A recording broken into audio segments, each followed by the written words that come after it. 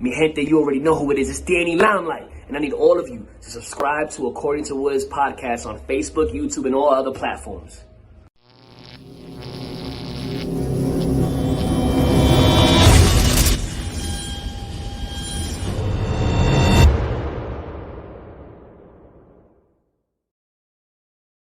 What's good, party people? This is According to Woods, and I have the honor and privilege of talking to my sister. She is Tahiti's own Flor Hani. Flor, what's going on?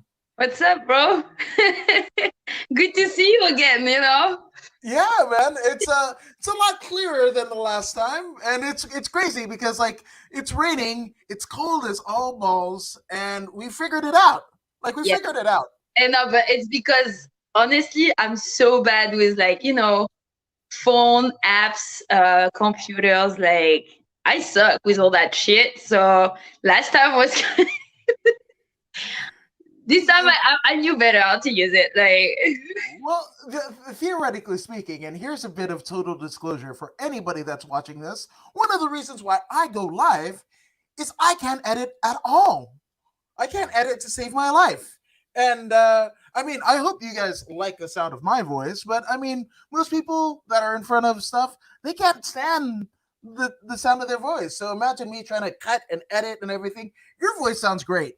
Mine, I don't know. At least for me, it's an acquired taste. So that's why I go live, because I'm technically inefficient. I like live because it's kind of spontaneous. Yes. Yeah, Honestly, it's not the problem of the voice, it's the problem of the accent. It's so bad. Every time I hear a video of an interview of me, I'm like, nah, I have to cut it because this shit is terrible.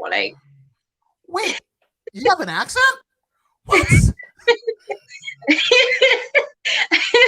You really have to be deaf to not understand it, to not hear it, because it's pretty bad. I have to admit, everybody was making fun of me for a long time, but I have to admit this is really bad. Well, again, it's all about perspective, right? Well, first off, you're a professional fighter. Who would want to make fun of you other than maybe other professional fighters, right? And then you said you must be deaf. Well, I will have you know, this is fact. I've had 52% hearing loss since 2003. Yeah, so I can not hear more than I can hear. Oh, wow. Yeah, so, but I'm sure you can hear my accent.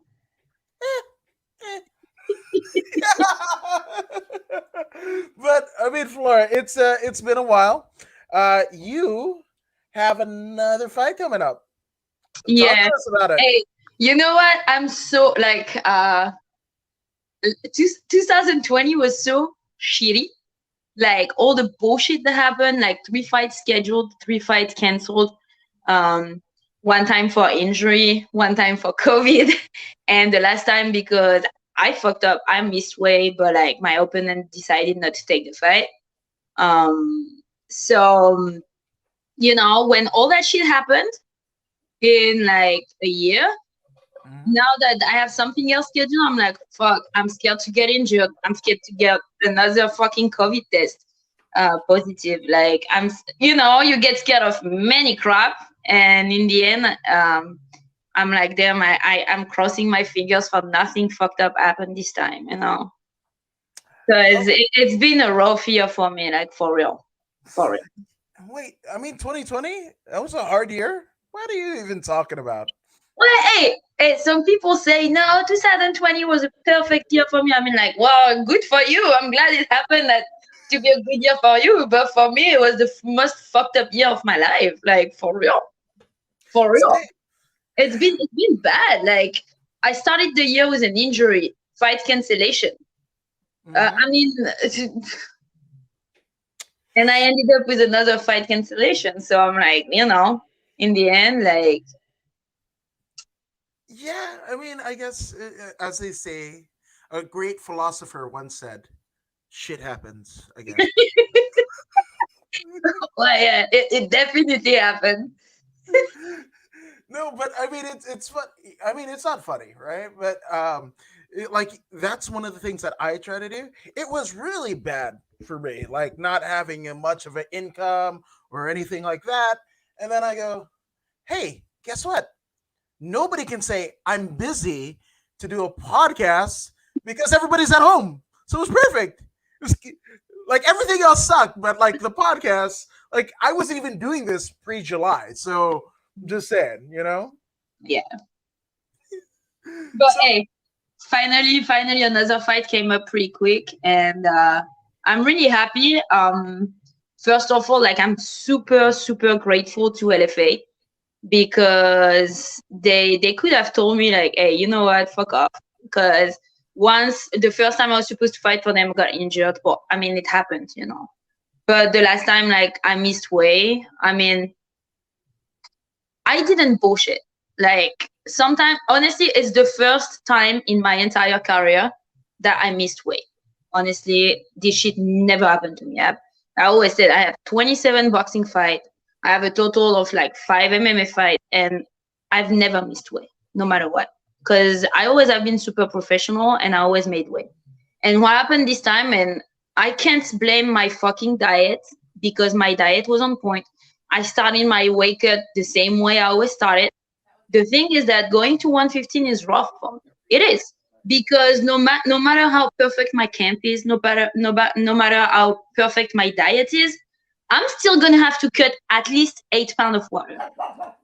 And that's why for me it's really hard because 125 I feel is not a good weight class for me. If I want to stay at 125, it means I can fight at 125, but I feel like it's not a really good weight class because according to the fact that most of the girls who fight at this weight class come down from 155 at least, you know. And the thing is that 115 is super rough for me. That's why in boxing, like 119 was very good for me because it was like in between, you know. right. The thing is that when I signed the contract for LFA for the fight, the previous fight at 116, when they told me they had to fly me to Wichita, the only time I've been flying outside of state was because it was for Invicta, and Invicta always fly you like several days in advance. So I always had at least 24 hours for my weight cut because I have so much water weight to cut that I need full 24 hours so my body between each rounds of sauna or bath can recover. And so it keeps sweating. But what happened that time is that they flew me like the day, like you take the plane the day before the weigh-in. So it makes you arrive in the afternoon, at the end of the afternoon, before the morning of the weigh-in. So it means I had to cut 8 pounds in like 12 hours, pretty much. My body stopped sweating because it was too much rounds, like back to back, and it happened to at 120. I was 120, 119, 120. Carla put me in the bathtub again, and I looked at her and I was like, Carla, that never happened to me. My kidneys were starting to hurt. My brain was starting to hurt. Like I've never felt like that before. And she got so scared, she got me out of the bath and she said, no, it's pointless. I was not sweating anymore. And it was bad. Like, so I was really feeling bad because for two reasons. First, because it's not honoring the contract. And I always honored my contracts, no matter what. No matter how long before I had to take a fight, I always made weight. And also because, you know, physically, it's like your body is giving you resistance. It's like you're fighting your own body, you know. It was bad. And like also, you know, finishing the year this way, having like, you know, Carla Esparza flew with me. I mean, she had better shit to do than coming with me, you know, like my management, it looked bad on management, it looked bad on my team. It looked bad. No matter what I can say about it, it looks bad, you know. But then I was kind of pissed off because I was sure because if it was me, and it happened to me many times, that even if I was overweight by 4 or 5 pounds, my opponent would take the fight. I mean, bro, you fucking worked your ass off for this fight. You're here, you're already on site, and no matter, you know, worst case scenario, you take 30% of the fight versus of your opponent. I mean, I was even ready. You know what? We even asked her, like, I give you my 30%, and if you want tomorrow, I don't come back. I don't come back for the fight like over a certain day if you want me to. Like in California, Right. Yeah. She refused. She didn't want to take the fight. And honestly, I was like, so what did you expect? That I would be like 120 pounds the day of the fight? Like I said, no matter if I went down to 116, like I always do when I go to 116, or if I stayed at 119, 120, the day of the fight, I'm going to be 128. Mm-hmm. When I'm going to get in the cage, I'm going to get 128. So if it's what scares you, then maybe you shouldn't fight me. Yeah, you're right. Yeah, which is it's crazy the weight cutting kind of issue, because that's been a hot topic the last couple of years for sure. But I mean, you look at what who is it? She's the Brazilian Amanda Ribas, right? Oh yeah, Amanda, I saw that. Yeah. yeah, I mean, she was going to enter the octagon, and I think she did enter the octagon as a featherweight. That was Yes and no. I mean, she posted on her social. So okay. So I agree. Some people they cut tremendous amount of water and they regain a lot. But that's really men. Men do that because men can cut a lot of water away. Woman's different. When she posted this picture, she was just couple hours after rehydration. Okay? I'm not trying to defend her or anything. I'm just explaining something that is actually because when you show that to people, they're gonna be like, "Oh, of course it's fucked up." But the whole fucking wake up thing is fucked up. But everybody does it because everybody does it. The only state in the United States who had the ball to fucking put rules about it is California. mm-hmm. So if every state were doing that, everybody wouldn't cut weight. But if not, then everybody keep doing it. Do you think I enjoy my time going to 115? I don't. But I do it because I don't have the choice. Because fighting girls who fight at 125, it means fighting like featherweights in real, Yeah.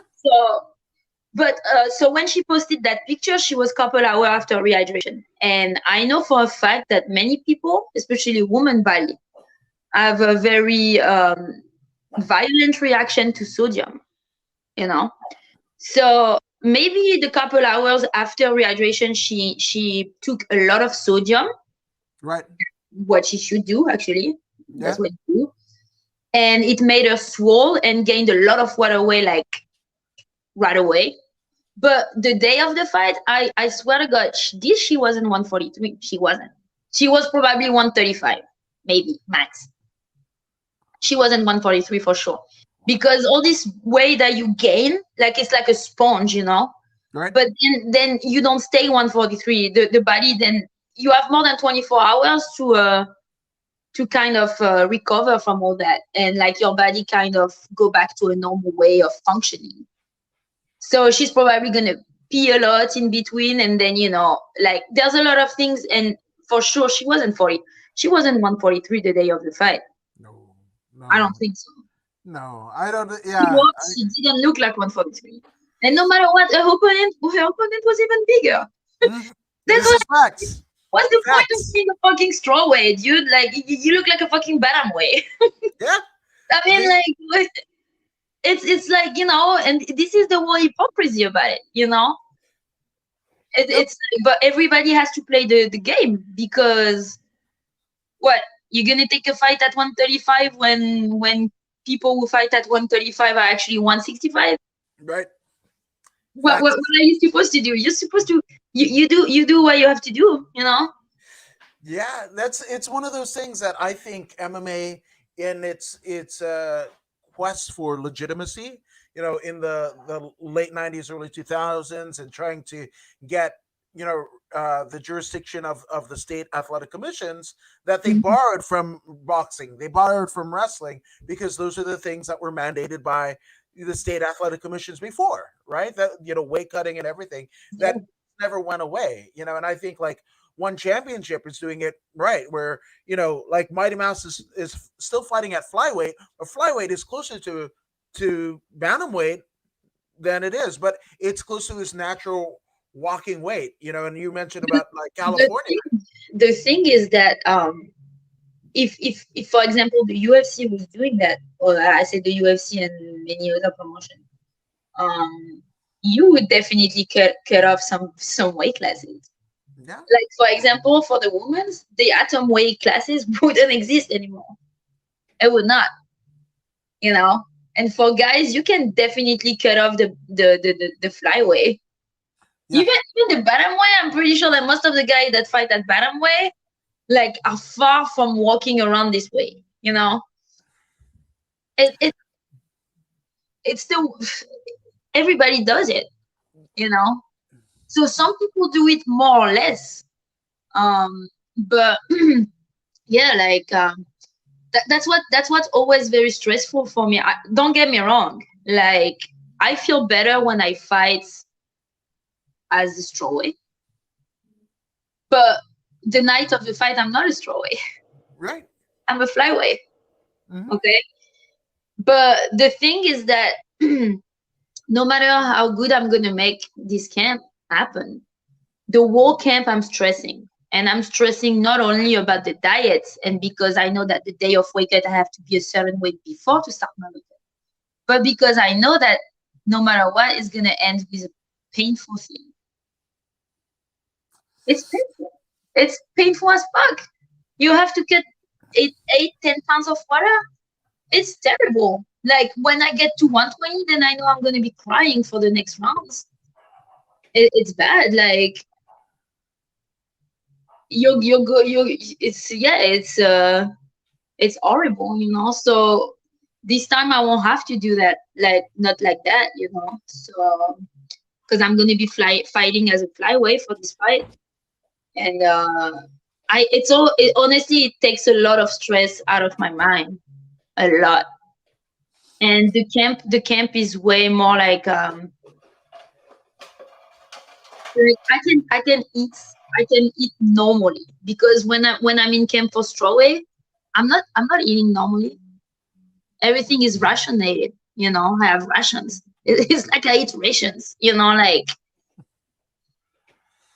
everything is like that. That's yeah. I mean, I eat a lot of seafood, and that means like I whenever I see food, I eat food. So there's that. I'm just that was a corny joke there.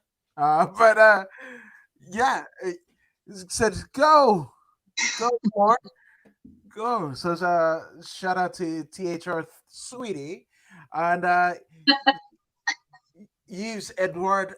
Oh My yeah, yeah, that's my friend. yeah, shout out to you, and go Aito Hani. I'm just saying, right? We got love all in the chat. We've got wait, go Mose. That's Wait, fucked up. I'm just saying. She, I'm not understand all of French, but I know chocolat. So can you Right? give us some clarification here? No, it's because when I'm home and I go to a restaurant where I'm usually going, like I always have my favorite dessert, so it's mousse au chocolat. Wow. Which I mean, Kase says I have big chocolate mousse. So Uh, okay. so After when I go home, we will yeah, go. so we're holding you up to that, Kase. So Yeah. I'm saying, yeah. So Don't mousse au chocolat, cheesecake, carrot cake. All this. I like this type of stuff. the sweets, yeah, why Yeah. not? Well, I never eat some because obviously, I can't or it stay on my fat ass, but like I like it. It definitely stays on my fat ass. I mean, my wife is the one who had the babies, but I'm the one who got the childbearing hips. So How do you call it when the husband like gained the weight, like the pregnancy? yeah, the sympathy weight. Yeah, Sympathy, exactly. yeah, absolutely. But our son is 13, so Oh, there. always good boy. I'm just fat. I'm just fat. Yeah, I'm just saying. I mentioned on a podcast earlier where like most people are trying. Like I'm all for body positivity, but like you know, I have no excuse. Like my parents died of one of a heart attack, one of a brain aneurysm, right? So me being big, I should know better, right? So right now, and again, if you're all like big and whatever and you're proud of it, great. For me, I'm a fat fuck. So I have to not get in shape, but I have to unfat fuck myself. So And fat fuck myself. That's a good one. yeah, That's a good one. yeah. I So mean I'm that. gonna say that to everybody who wants to lose weight, like unfat fuck yourself. There you Good. go. There it Very is. And that right there is according to Woods. I'm just saying, and we also have yeah, Kaze said, your opponent was scared of you. That's plain and simple. She was scared of you because you're the great one. I think I honestly, I'm not gonna say she was scared of me, but I mean, come on, dude, I've seen her fight. Like, I don't Hmm. like talking shit about people. So Uh, we're gonna plead the fifth, right? We're gonna mhm. we're gonna plead the fifth on that one, and go. Okay, I'm not. It's not talking shit. It's just honestly, um, she has a winning record. But have you seen who she fought? Yeah. And you have a lot of girls like that in MMA. They have a perfect record, and they can pretty much get. They gave them tomato can until they can reach the UFC or a big promotion, and then they get fucked because. And yeah, I mean, It's one of those where if it looks yeah, like a duck, I don't want to touch it. I don't like yeah, touching it, you yeah. know. But If it looks like a duck, it quacks like a duck. It might as well be duck. exactly. Hmm. Yeah. That, There you go. There you go. that's all I have to say. I mean, if not, then why not to take the fight? Don't tell me about 4 pounds. I mean, it's bullshit. How many times did I take fight against? I took fights against someone who didn't make weight. Do you think it stopped me? Yeah. No, it didn't stop you at all. In boxing, I even took fight at 141 pounds. Yeah, and I still have knockout girls at this weight class. Wow. Yeah, because I knew I was sure of myself. Yeah. You know, it's. I mean, it depends what. It depends the perception you have about fighting and about you as a fighter. You know, you Yeah. can look good on Instagram, like doing nice videos, but then Wait, you're saying that Instagram fighters and models those exist? No. What? I think What? it's a big thing today. You know, about female fighters. It's like you need to promote yourself a certain way. And don't get me wrong, I play the game too because that's what you have to. You know, even if I fucking hate that. Like me, I'm a fucking lion cave. You know, like I could live without going to a shopping center. I don't give a fuck about the way I dress. I don't give a fuck about anything. But you have to play the game sometimes. You know. Although, I mean, you are dressed pretty well in sphere fightwear, so I'm just Oh, saying. yeah, but that's sportswear. That's different. That's different. Okay.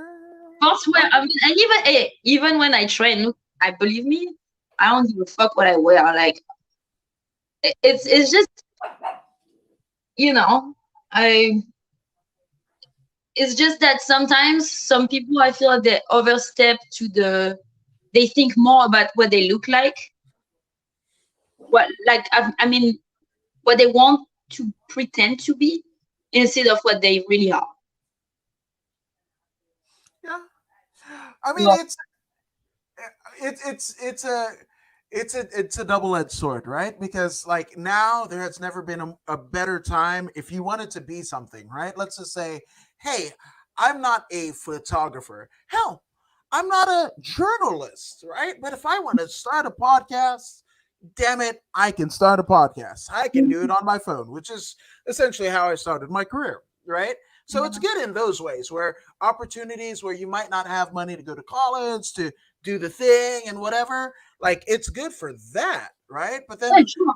that's then there's the other side. You flip it around and it's just like, well, there are people that shouldn't be that are, and where is the kind of I don't want to say regulation, but like, who's gonna check them on their Yeah. bullshit? Well, it's I think it's happening for everything. It's like it's to find the balance of that stuff. But anyway, well, I mean, you can call yourself a fighter. You can show up with a perfect record, but like then, like I said, like then it's interesting to look at who you fought and the way you fought. Mm, That's all I have to say. yeah. Well, that's yeah. I mean, you couldn't say it any better myself. But I mean, Kase says he the chocolate he has just one. Okay, he's gonna basically regulate your sweet intake. So Yeah, right, just right. one, Because just one. when I go over there and I ask him just for a coffee, he's always tempting me with his fucking mousse au chocolat. So I'm telling you, this is bullshit. I'm just you got called out, good sir. And my Paulo Vivante is in the Yeah. shitter. So what what is it? I know Sabon. It means it means don't worry, I'm eating it for her. Like Oh, that's my best friend. yeah, 10 points. Yeah, I mean One that's a getting away, she's the one getting away from me. So. yeah, good, right on. And it's just a light one, he says. Yeah, They're we've having already fun right now. They're having fun. Whatever. now, Libby Canella of Fearless Women MMA. A shout out to Libby, and they have a fight card Well, coming up. honestly, yes, Yes, that's simping. You can like it or you cannot like it. Some people love me for it, and some people fucking hate me for it.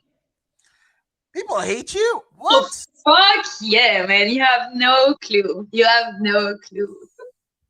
Well, I guess I'm clueless. I guess.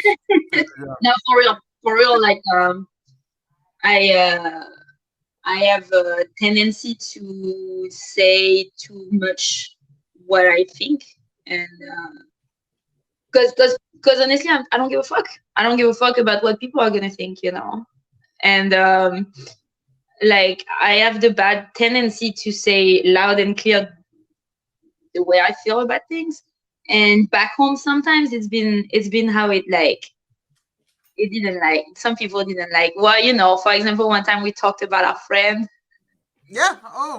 and Yeah. there Yeah. are some truth that I had the balls to say hi and loud, and even if it has to break some friendship sometime, I don't care, like it means that, in the end that Right. But the thing about it is, again, you fight so hard for this, for anybody to essentially put themselves on the same level and do maybe a quarter of the work. yeah, It's like stealing from you. That's what exactly. it is. That's always what I say. That's always what I say. And and that's why sometimes I've opened my mouth to say it, to say it openly, but some people don't like it. And if they don't like it, well, they can go fuck themselves. Because I don't care. I don't Yeah. care.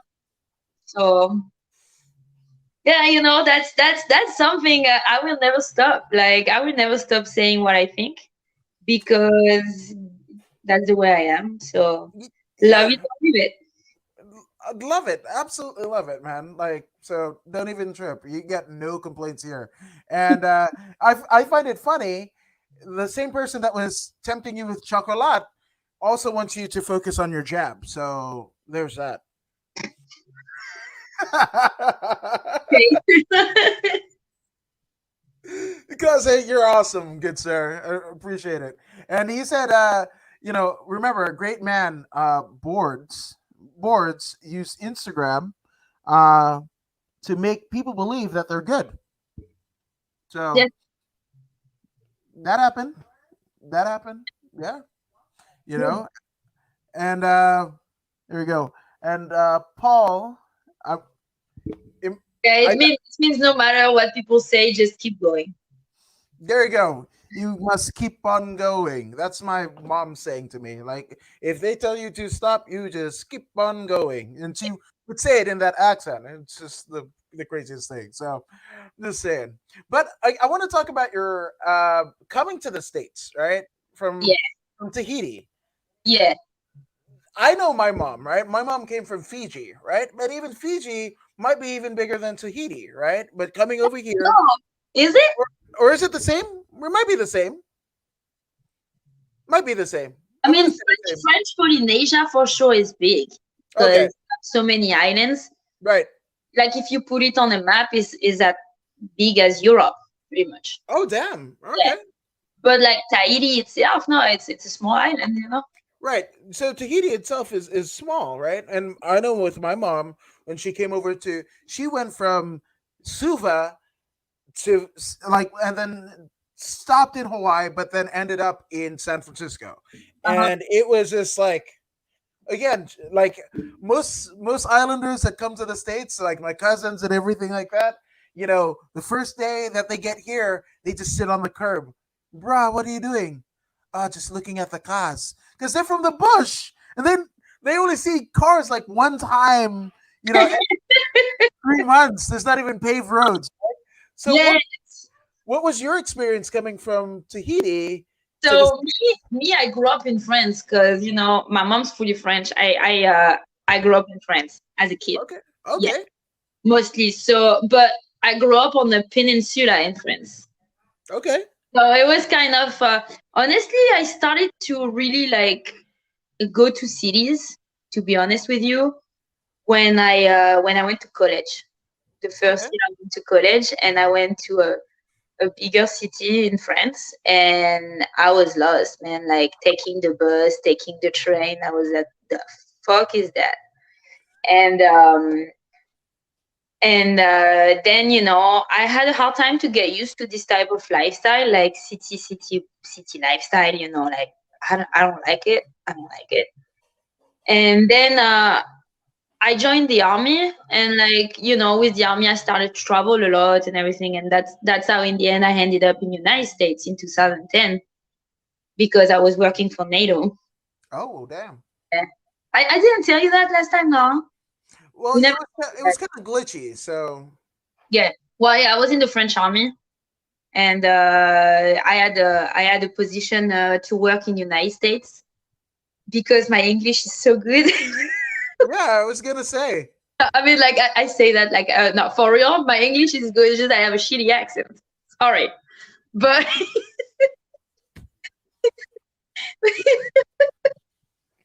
Go on. no, for real. That's why I got a position in NATO. Because they needed someone who speak like good English, and they wanted a female, and that's why it was funny because I was in combat troop in France. I was really in combat troops. Like I was in charge of radio communication for a combat company. So I was literally nothing like the type of girl you have in the military in little uniforms for offices. Like I was like, nothing like that. And that's why when my commander got the request to have me in United States to work directly for the general, so like in the general office, he looked at the paper. He was like, "What the fuck? Like, is there a mistake about the person or what? Like, we can't send her over there. Like, well, she's gonna get in trouble. She's cursing way too much. She's never gonna wear the woman's uniform they need to wear in office. Like, that's bad. Like, so they asked." That's a funny story, but that's true. Ooh, that's They amazing. say, no, for real, because I was like nothing like this type of girl who work in office. Like, it was no way. And so, but the job for me, it was like, wow, moving to United States and work for like NATO was big, especially, and the paycheck was gonna be good. So I was like, okay, I want to go. And so they asked, like, "Are you sure it's the good person you've been?" And they said, "No, no, no. She's been recommended because she has a very good English and everything." And so that's how I've been like sent to United States in the first place. And so then I moved here, and the life was completely different from anything I've known before, from Tahiti or France. I guess Yeah. even Europe and United States are so different. And but I was pretty amazed by United States. The first couple months I was living here, I was like, wow, I loved it. I was like, fuck, I'm never going back to Europe. When I was younger, you see things a different way, with the parties and everything. It's different. Like I was different. I was younger. So, but today for me it's painful to be away from Tahiti. I miss my life, my island life. I miss it a lot. I mean, maybe one person that you're not missing as much is Kaze, because he says that so true. You speak English like a Spanish cow. Fuck you. Fuck. If that wasn't bad enough, he says you speak super good with the Tahitian cow accent. Fuck you. That's fucked up. This is how people fuck up alive. Fuck you guys. Oh man, that's bad. Hey, you know what? I mean, please watch me more. I'm not gonna dissuade you from watching me more. Come on, like that's it. So please comment away, even if it's at the behest of my guests. I'm just saying, all right. But I mean, if you haven't already done so, go ahead and subscribe to the Facebook and the YouTube. I'm just saying, cheap plug there. But Log in and subscribe to According to Woods on the YouTube and Instagram. See, she already knows. She already knows. So again, Kaze, you should know. You should know this already. I love you too. See, fuck you means I love you. See, that's true island life. People who know me knows that when I say fuck you, it means I love you.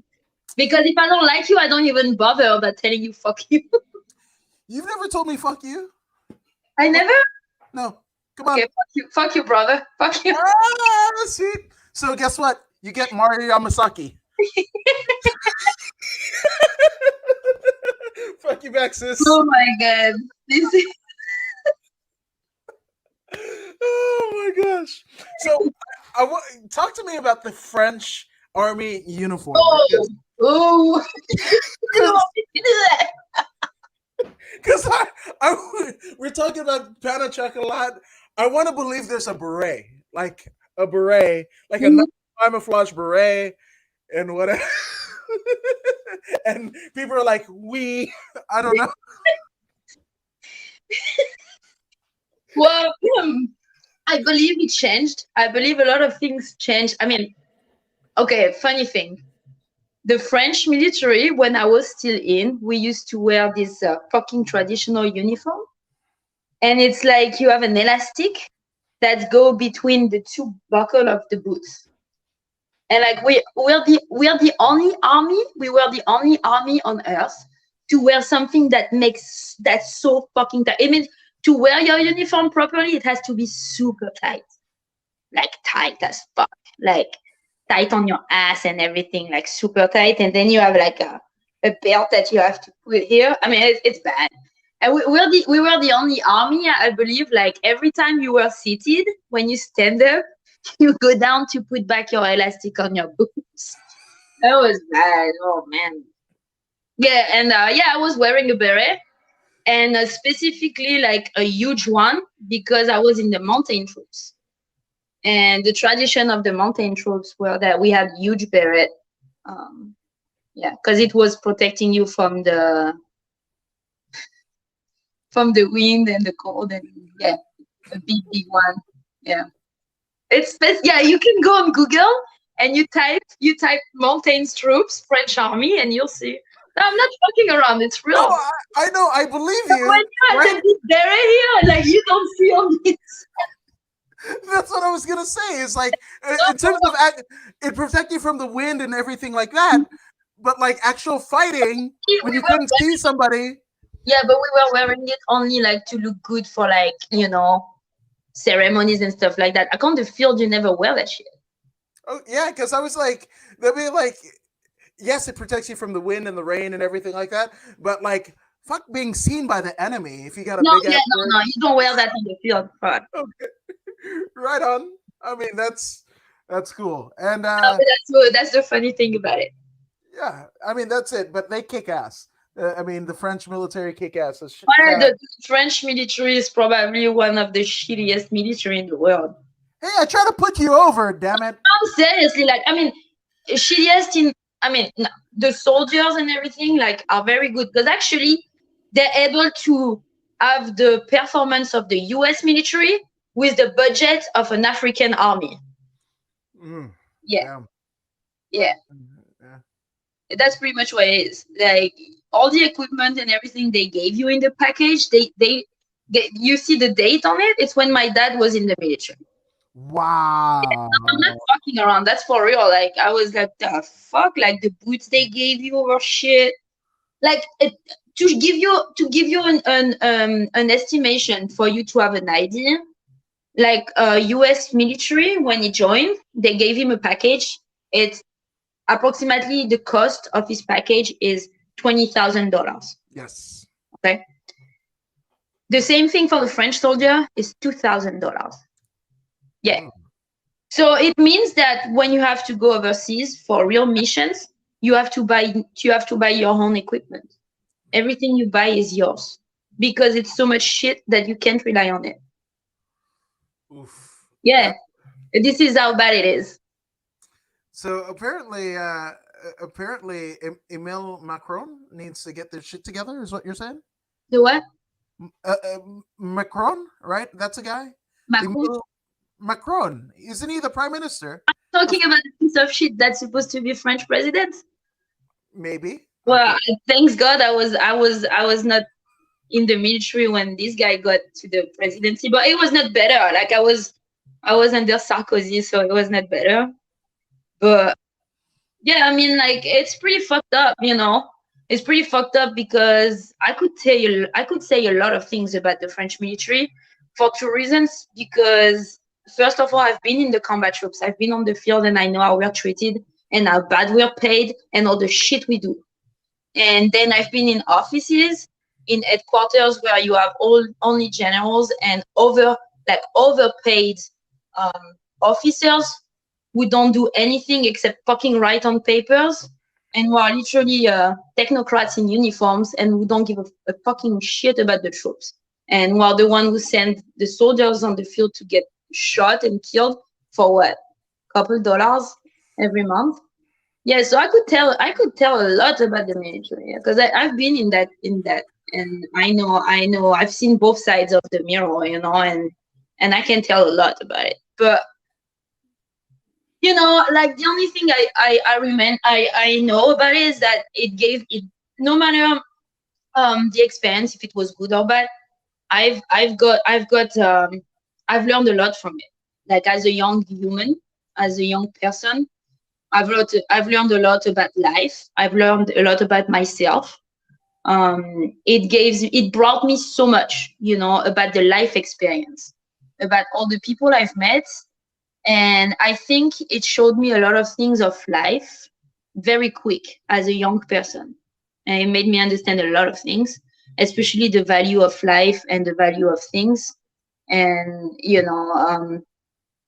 I've met great people through the military, through friends that will always stay in my life. And I've done very cool things, like coming to United States was a very cool experience. And that's how I ended up being here and started really to box on a high level because I was in United States and was able to do it, Yeah. boxing for the Golden Gloves and everything. Like if I never came here because of the military, then all these things would never have happened.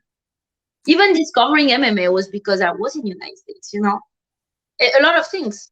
And yeah, there was some good things, some bad things, and in the end I left the military because I couldn't deal with all the bull crap anymore.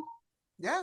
And then I decided to live with all the positive things I've learned, and like I will always have with me because of this experience. But it was a period of my life, and I'm proud to have been a soldier. I'm proud to have served friends, no matter what. It's because me, I did it with conviction, Yeah. and a real, I really wanted to be a soldier, so I did it. I think it's awesome, and that's about the perseverance, no matter what the obstacles is, having a goal in mind and basically, you know, following the mission to its very end. It gives you I think I always think, it, don't get me wrong. There's a lot of things that are really bad about being in the military, very bad, Yeah. and but everything is like that. You have black and white. Everything is balanced in life. You have a good thing and you have a bad thing. There's nothing that's perfectly good and nothing that's perfectly wrong. Everything is like that. Everybody is like that. But I always thought that for people who have a hard start in life, depending the background you have and everything, the military is always a good option. Why? Because it gives you a start in life and Yes. it gives you an education, no matter what, and it teaches you a lot about being a human being. Like how to live in a society, how to live with people around you, how to it teaches you a lot. Honestly. I think it's absolutely brilliant, you know. But Lil Dizo says Marine Corps here in the U.S. has the best uniform in the dress blues. So there's that. I Now, feel for real, the Marine Corps uniform. Because when I was working for NATO, so I was in a headquarter and there was like 27 nations. And the Marines, the day of ceremonies, they look sharp. They look sharp. Their uniforms are fucking clean. Like, it looks good. They look good.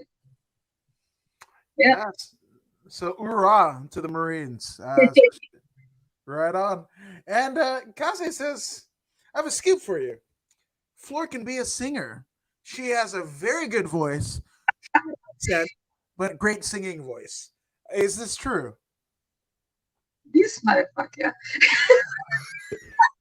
No, it's true. I've been in a band. I Really? Yeah. Actually, my dad's family are musicians. I'm from a musician family, so I played the guitar for years. I played guitar and ukulele, and Wow. I've been part of a rock band when I was in high school. Um, I was a singer, guitarist, and I've played in Tahiti too with a band. Like actually, my ex girlfriend is a very famous Tahitian singer, and I was in a band with her for a little bit. I was the guitarist. Yeah. Wow. What type of music? Oh, we were doing, Tahitian music, like Polynesian songs and stuff like that. Like a lot of things, different stuff. But yeah, I was in a rock band when I was younger.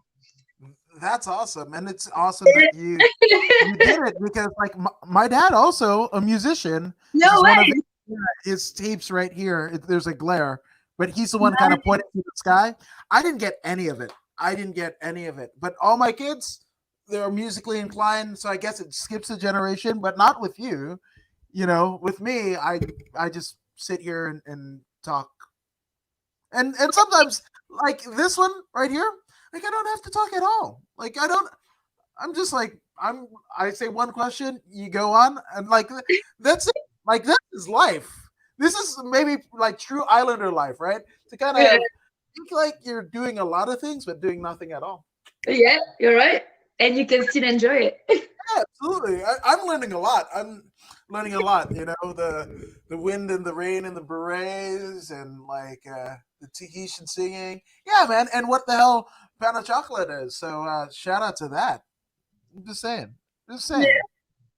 So talk to us about this fight, right? Because obviously this is a weight condition. I mean, a weight class that you feel comfortable in. And you mentioned, and I don't want to gloss over it, but like, who came out with you this last time? None other than like literally a first. You can't be the first twice, but the person that came out with you definitely was right in Carla Cookie Monster Esparza. She's the first in her division, in her weight class, Yeah. first Invictus champion. If that wasn't good enough, guess what? She does the exact same thing in the UFC, right? So again, you can't Yeah, be first. she might be fighting for the title again. Yes, Yeah. absolutely. So I mean, that's cool, right? And she So was and she was the first female to fight for Bellator too. yes, Yeah. she was. This is Yeah. fact. So Yeah. she was first 3 times actually. She's the queen of first times. Yeah. So I mean, Funny fact, we always joke about it, but she's actually the fighters who give a first a first loss to a lot of fighters. She fought a lot of undefeated fighters, and Yeah. when they fought her, they gave her their first loss. It happened a lot. That's funny. We always laugh about it because it feels like she has Yeah. something with the number five.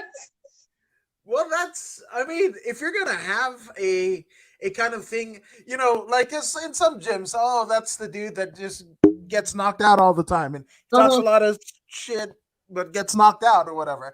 I mean, all the things that you could be known for in the gym amongst the team, that's a pretty good thing to be known Oh yeah, for. for sure. Well, she's definitely I mean, for me, training with Carla has been a very step up in my career because I became a total different fighter when I started to train at Timoyama, and mostly because I trained with her. I became an everyday training partner to her. So coming from my boxing background, getting put on my ass every day by a wrestler like Carla, well, let me tell you, it was like, nope, I'm gonna have to improve my grappling. And yeah, being beside her, like in training, and with her, I've been training for most of her fighting camp for the past 2 years, and I've learned a lot. Um, she's very someone that I really like Carla as a person, but as a fighter too. Like it's really someone that is always good to be with. Like I mean, like, she always have good advices. Um, she's always someone that pushes me, and it's for me. I feel really fortunate to have her. Yeah, I mean, if training, it's one thing to have a, a train like a champion type mentality, Oh but yeah. when you actually train with Mhm. champions, it's a completely different level that you compete under every day. she's she's a very strong personality. She's a very strong person. She has a very strong mind. Actually, I'm the type of person who always have been around tough people of my life, because of my lifestyle and everything, the things I did. I always felt like I'm pretty tough myself. Um, but Carla is definitely a tough person. Like, mindset is very strong, and that's why I've never been like, when I've learned to when I got to know her, step by step. Like, I understood why she became a champion, because she's very strong. Like, her mind is strong. Yeah, Yeah. yeah. Some of that has to come, like it kind of wash off onto whoever she's around, right? And you included. Yeah. Yeah. I mean, I've honestly, training with someone like that, I think, would have been a big part of my fighting career. Honestly, yeah. I think that's lovely, right? Yeah, And no, for real. Because when you come to the first time I came to Timoyama, I knew she was gonna be there. Um, and but the thing is that you never know how you're gonna get along with people. I yes, didn't know Carla. I didn't know her at all. Like, the only thing I knew from her is because I watched her fight. That's it. And you don't know how it's gonna. Especially like someone like that. You have some expectation of. I've been around some fighters who were way less than Carla, and who thought very highly of themselves. You know. So I didn't expect anything, but if she would have been a very, like, pretentious person, I would have understand why. Because she was the first champ in Vita UFC. She has a very good record. She's in the top 5 of the UFC currently, the strawweight of the UFC. I mean, she's someone big, and she's very, like, the first time we met, she's very nice, very I mean, we got along very well, very quick. Like, it's someone I got along with right away. And it makes it easier, for training and everything, because when you train with someone you actually like, it's cool. Like, even last time when she was with me after my fight, my LFA fight cancellation and everything, it's hard, but like, she knew how to talk to me. She knew how, and actually, like, I really enjoyed having her with me on the flyback and everything. She got my back, really. I mean, that's if you've got somebody to kind of fight the battle with you, it makes the battle a little bit more easier to fight. Mhm. But Exactly. again, you've got somebody of championship caliber, championship blood, Oh, yeah, and yeah.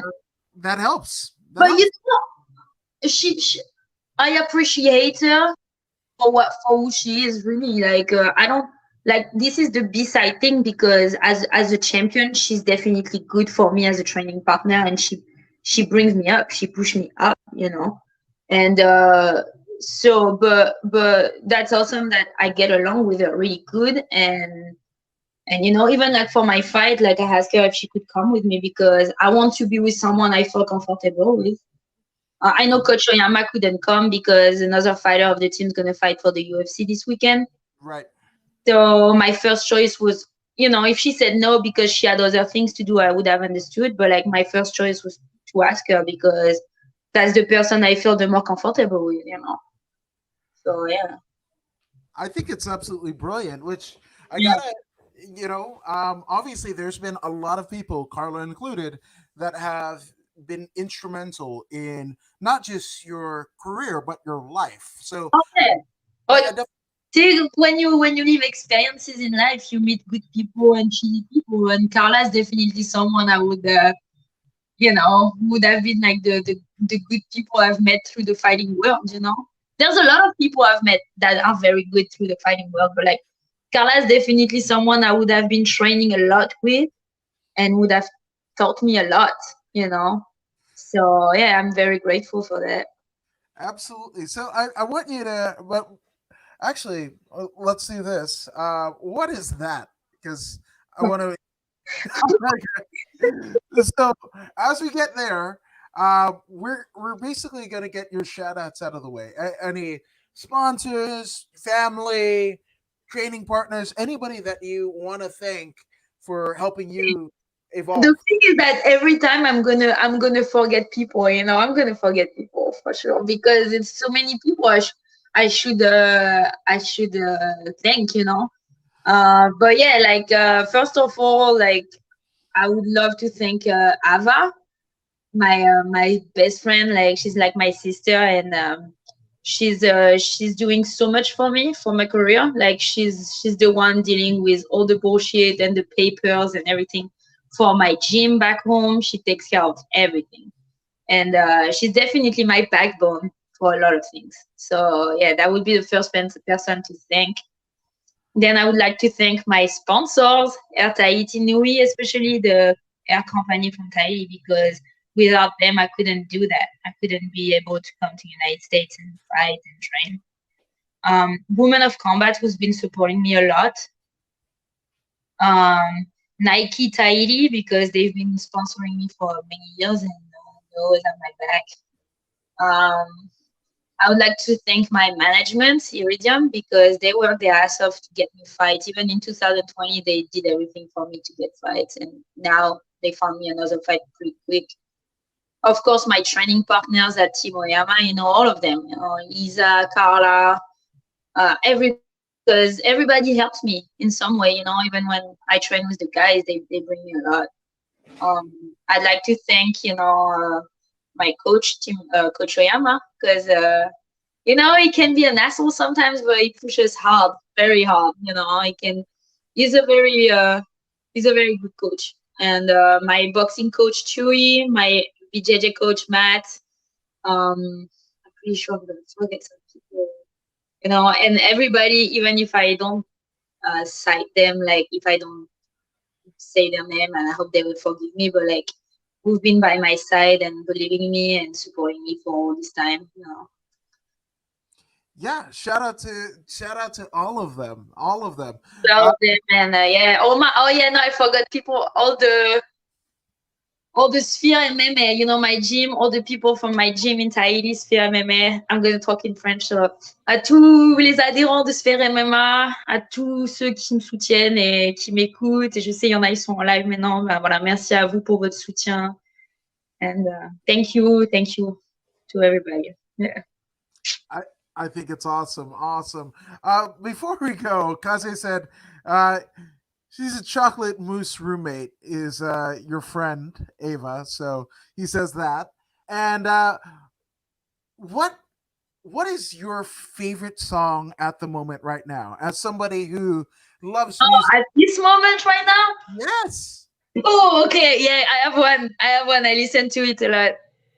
It's, do you know the band Iration?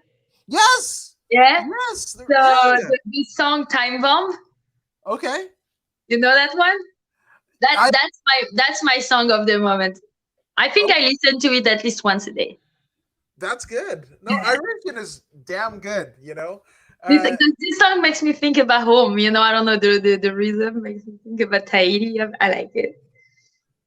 I think it's brilliant. No, absolutely. And it's crazy, you know, like Iration, Tanel, J Book, Fiji, right? Fiji's actually my cousin. So, oh, yeah? Yeah, absolutely. No way. Yeah, George Vacoso. We don't look alike at all, but that is a thing. No, you don't. Actually, I look like every Fijian dude ever. You look at the Fijian rugby team, and there's like 14 of me. Some fat, some fit, some skinny, some whatever, and it's just me. Just me. The nose. But you can tell you're not from Fiji. You know, it's like it's pretty obvious. Oh, especially with my feet. Like 1 year, I think I think it was 7, and I basically ended up dressing up for Halloween as Fred Flintstone. I didn't even have to wear feet things because my feet already looked like I'd been walking on rocks all over. So this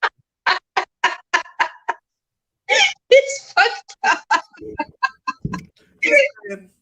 Just saying. Yeah. That's island life. That's the other side of the island life. Oh my god! You watch us like climbing coconuts, coconut branches, and everything, and like, oh, our feet are supposed to look great. No, they don't. What do we use? I don't know. Fingers all like whatever. Because again, we're shucking coconuts, folks. That's a thing, right? So you can't have it both ways. Like, when I see The Rock, I'm all like, that dude gets manicured. Like, I mean, he's Samoan enough that he's got manicures. Like, you know. I don't feel so bad. That's hilarious, but that's the worst that is true. It's true. It is. But obviously, for folks that don't know, when's this fight going down? So 2 weeks from now. So February 12th, we'll be like on LFA live on UFC Fight Pass. So in Wichita. I'm expecting a very tough fight, to be honest with you, because the girl I'm fighting, Valerie Soto, she's tough. She's tough. Good thing about this fight though is that like me, she's initially a strawweight, but she fucked up her weight cut last time she fought for LFA. So yes, so that's gonna be. You guys are perfect dancing partners. Well, yeah, I mean, you know. So no, I think it's gonna be a good fight. Entertaining. Well, that's the goal, you know. So it's a show. It's a show, man. I mean, the goal is definitely to win, but it's also a show. So making sure that it's gonna be like a good show for the public. No, it is. It is. I can't wait for it. I mean, literally, the only reason why I have UFC Fight Pass right now, because there aren't a lot of offerings, is to watch my friends fight in LFA. So shout out, shout out to UFC Fight Pass for bringing LFA some of the best talent in the world. So, man, I can't wait to see you. Shout out to Wichita for being able to be open enough to have fights again, because we don't know how that's going to happen here ever. You know if California is gonna reopen anytime soon? Because I've heard a lot of things, but Yeah. So, I mean, that's one of the reasons why Joe Rogan moved to Texas and is going to open up a club there, because the Comedy Store, which only holds like a couple hundred people, maybe 1,000 max, it's not going to be open until 2022. So there you go. So shout out to Wichita, man, for being able to do it. yeah, good for Kansas. Yeah, you go Kansas, which I don't think anybody said since the Wizard of Oz and Dorothy, but I don't know, whatever. So shout out to Wichita and your ruby red slippers, folks. But Flor, where can they find you on social media? Well, my honestly, I am very more active on Instagram than I have a Twitter that is the same one on my Instagram. It's Aito Ine. And honestly, I just put up a Twitter because LFA asked me to, but hey, I'm not a very like geek person, you know, like but I'm pretty more active on Instagram, so my Instagram is Aito Ine.